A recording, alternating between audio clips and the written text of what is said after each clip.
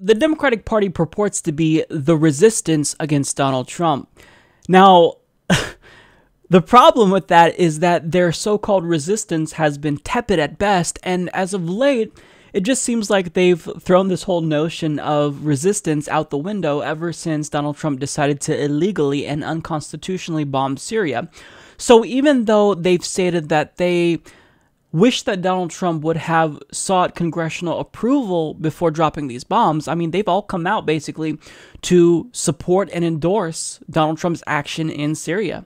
So Senate Minority Leader Chuck Schumer released a statement saying, making sure Assad knows that when he commits such despicable atrocities, he will pay a price is the right thing to do. House Minority Leader Nancy Pelosi states, tonight's strike in Syria appears to be a proportional response to the regime's use of chemical weapons. Senator Bill Nelson says, I support the administration's strike on the airbase that launched the chemical attack. I hope this teaches President Assad not to use chemical weapons again. Senator Tim Kaine says Congress will work with the president, but his failure to seek congressional approval is unlawful. So to summarize, what Democrats are saying is we totally support Trump's decision, but, you know, just ask us for permission next time, Trump, and we will give you the rubber stamp of approval, but just, you know, run it by us first. Way to resist, Democrats. You really are. I mean, as the opposition party to Donald Trump and the Republicans, wow, way to show them, you know, way to stand up for your base who wants you to unequivocally oppose Donald Trump when he does things that destabilize the country and the world. But I mean, you're just siding with him. You're praising him here. Pathetic. The Democratic Party is pathetic. Now, I also want to show you what Fareed Zakaria said about Trump. Now, let me remind you that this is a celebrated liberal pundit, and he said this about Trump after Trump bombed Syria. What changed last night? I think Donald Trump became president of the United States. I think this was actually a big moment because candidate Trump had said that he would never get involved in the Syrian civil war. He told President Obama, you cannot do this without the authorization of Congress. He seemed unconcerned with global norms. President Trump recognized that the President of the United States does have to act to enforce international norms. So according to Fareed, you're not really the president until you illegally and unconstitutionally bomb another country. And I know that this is redundant because I keep saying illegally and unconstitutionally, but I really want to make it clear that what Donald Trump did was illegal and unconstitutional, and it was immoral, considering we didn't even do an investigation. So I find this incredibly frustrating. I find the Democratic Party and their pundits and their apologists and their loyalists all pathetic for not standing up to a person who they called unhinged, someone who they said was unfit to be president. They're now cheerleading him on as he leads us into another unnecessary and potentially never-ending war. So I want to share with you an article from The Guardian. So journalist Owen Jones asks a really important question. He says, why are liberals now cheerleading a warmongering Trump? He states, so now we know what it takes for an unhinged, bigoted demagogue to win liberal applause. Just bypass a constitution to fire some missiles. It had seemed as though there was consensus among those in the anti-Trump camp. This man was a threat to U.S. democracy and world peace. The echoes of 1930s fascist leaders were frightening. This republic is in serious danger, declared conservative writer Andrew Sullivan on the eve of Trump's triumph. That this megalomaniac, pussy-grabbing, ban the Muslims ex-reality TV star would soon control the world's most lethal military arsenal was chilling.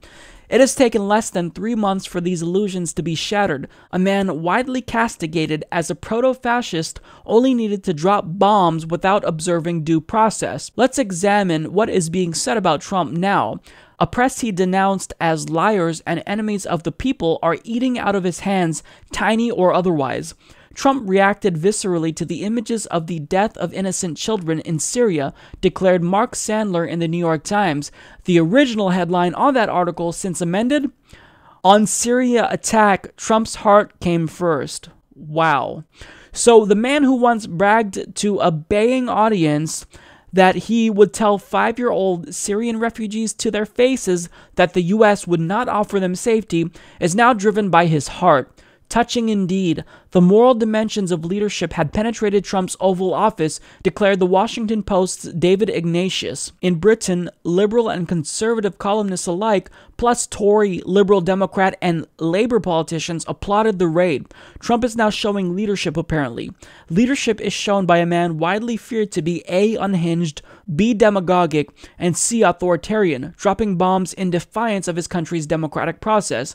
Trump is now emboldened. The pundits are applauding him. His critics have praised him. His appalling approval ratings will surely edge up. Further military action by a man who has repeatedly bragged about disrespecting the norms of war will surely follow. He bypassed the Constitution this time and will be praised for it, so why shouldn't he the next time? And if war comes with North Korea, what will the liberal pundits do? Some will cheerlead him all over again. Where's your compassion for the suffering of North Korea? A man who backed torture and castigated his predecessors for not stealing Iraq and Syria's oil is being rehabilitated by the liberal pundits as a man of compassion, a man of strength, with the resolve that Obama apparently lacked. Dozens were killed by a U.S. strike against the school in Syria last month, largely unmourned by Trump's new apologists, as were the 30 civilians killed in Trump's failed Yemen raid in January. Children among them. There are children in Yemen too, you know, and they're being slaughtered by US and UK-backed Saudi warplanes. Trump's liberal apologists won't cry for them or even acknowledge their existence. They are apparently unpeople, rather than kids clutching teddy bears as Western-backed bombs rain on their heads. So that was a very powerful article, so I will link to that in the description box. I would highly encourage you to check it out and read the full thing. Owen makes such a strong argument here. And this is really dangerous. We're already seeing just a week later, in fact, less than a week later, really, that Donald Trump is, in fact, emboldened by this because he is now reaping praise from the Democratic Party establishment. He is receiving praise from the media, and now he dropped the biggest non-nuclear bomb possible, and he's now posturing against North Korea, basically threatening to bomb them if they, in fact, carry out another nuclear missile test. And look, there's no better way to drum up support than to start another war. And Donald Trump is now becoming privy to this fact, and Democrats are completely complicit in anything he does war-related. And it's very troubling because they claim that they want to resist Donald Trump, but the problem is that you can't resist him if you're going to give him the green light to go ahead and bomb Syria. All that they're resisting him on is the fact that he didn't seek out congressional authority for this. But you still approve. You still approve. You would give him congressional authority. So, yeah, it is a problem that he didn't seek congressional authority. But if you would give him congressional authority, then what you're trying to do is really sneaky. You're trying to pretend as though you're against Donald Trump, when really you're not resisting shit, Democrats. You're applauding him. Fareed Zakaria, who was a well-respected political pundit, said that Donald Trump is now the president because he killed people. When are we ever going to wake up? Or in fact, I don't think we're ever going to wake up. I shouldn't even ask that question. The answer is rhetorical. We're never going to wake up. Because even though Iraq happened not that long ago, we're willing to do the same thing all over again. You are rewarding Donald Trump for bombing a country. They did not attack us. This was an offensive move. And he's going to do it again because of the Democratic Party establishment's willingness to be complicit with this. They are pathetic, they are useless, and should be ashamed of themselves. Support this podcast by joining the independent progressive media revolution today at humanistreport.com.